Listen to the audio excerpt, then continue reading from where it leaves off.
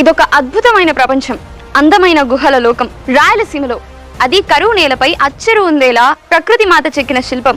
మన దేశంలో మేఘాలయ తర్వాత రెండో స్థానం విశాఖలో ఉన్నటువంటి బొర్రా గుహలైతే, దాని తర్వాత స్థానం కర్నూలు జిల్లాలో ఉన్నటువంటి బెలూం గుహలైతే, వాటికి మించిపోయేలా ఉంది నంద్యాల జిల్లాలో ఉన్నటువంటి వాల్మీకి గుహలు.